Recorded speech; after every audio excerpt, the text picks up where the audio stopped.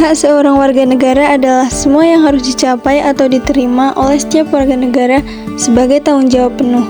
Padahal, tidak hanya memiliki hak sebagai warga negara, setiap manusia pada dasarnya memiliki hak sebagai individu. Seperti hak asasi manusia, negara menjamin hak-hak dasar setiap warga negara. Hal ini jelas tertuang dalam UUD 1945. Sedangkan kewajiban sebagai seorang warga negara adalah segala sesuatu yang harus dilakukan oleh warga negara dengan penuh tanggung jawab terhadap negara. Contoh kewajiban warga negara adalah mematuhi sistem hukum dan hukum yang berlaku di negara tersebut. Era reformasi atau era pasca Soeharto di Indonesia dimulai pada tahun 1998, tepatnya saat kejatuhan Soeharto. Presiden Soeharto mengundurkan diri pada tanggal 21 Mei 1998 dan digantikan oleh wakil presiden saat itu B.J. Habibie. Pemerintahan B.J. Habibie pada penegakan demokrasi Indonesia itu telah muncul. Salah satunya pada masa reformasi diberikan kebebasan pers sebagai ruang publik untuk berkiprah dalam nasionalisme dan pembangunan negara. Sedangkan selama masa Orde Baru, izin pers sering dilarang atau dicabut jika tidak memenuhi pemerintah. Belakangan pada masa reformasi, multi partai diperkenalkan. Hal ini terlihat pada pemilihan umum tahun 1999. B.J. Habibie sebagai Presiden Republik Indonesia membuka pintu bagi masyarakat untuk bersatu dan kooperatif sesuai dengan ideologi dan aspirasi politiknya. Kemudian demokrasi yang dipraktekkan di Indonesia pada masa reformasi ini adalah demokrasi Pancasila. Dengan karakteristik yang berbeda dengan Orde Baru dan hampir sama dengan demokrasi parlementer tahun 1950-an sampai 1959-an. Negara demokrasi Indonesia pada masa reformasi dianggap berada di ambang penyempurnaan.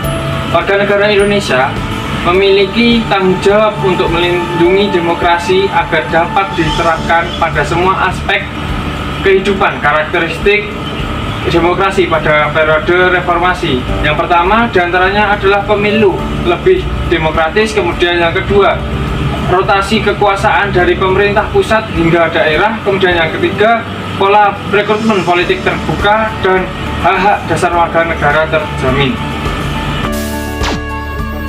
Yang menjadi fokus pembahasan pada artikel ini adalah poin keempat, karakteristik demokrasi era reformasi atau demokrasi Pancasila di era reformasi. Ini sebagai besar hak dasar rakyat bisa terjamin adanya yang pertama kebebasan masyarakat dalam pendapat, yang kedua berserikat, yang nomor tiga kebebasan pers dan sebagainya. Terima kasih. Berdasarkan butir kedua Pancasila, warga negara wajib menjunjung tinggi nilai kemanusiaan dan tenggang rasa, dan warga negara berhak mendapat keadilan di mata hukum. Dan berdasarkan butir kelima Pancasila, warga negara wajib menegakkan nilai keadilan sosial kepada sesama warga negara tanpa memandang rasa, suku, maupun agama tertentu, dan warga negara berhak mendapat keadilan dari orang lain dan negara. Namun pada nyatanya, hal ini masih menjadi sorotan dan problematika. Seakan-akan keadilan tak dijunjung tinggi, hukum tumpul ke atas, tajam ke bawah, dan yang lainnya.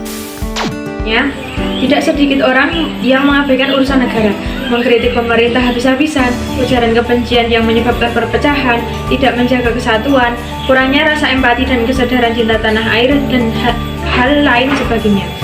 Sudah seharusnya antara warga negara dan negara kooperatif dalam menjaga hal ini. Bagaimana pemimpin maupun pemerintah menuntaskan haknya, serta warga negara sadar serta menunaikan kewajibannya. Dewasa ini seakan-akan pemerintah yang memegang kendali negara secara penuh. Rakyat tidak diberikan keleluasaan menyampaikan aspirasi, demonstrasi di mana-mana, kericuhan, penentang pemerintah, dan masih banyak lagi semacamnya. Hal itu seharusnya menjadi sorotan bagi pemerintah. Mengapa hal itu bisa terjadi? Mengapa hal itu bisa ada?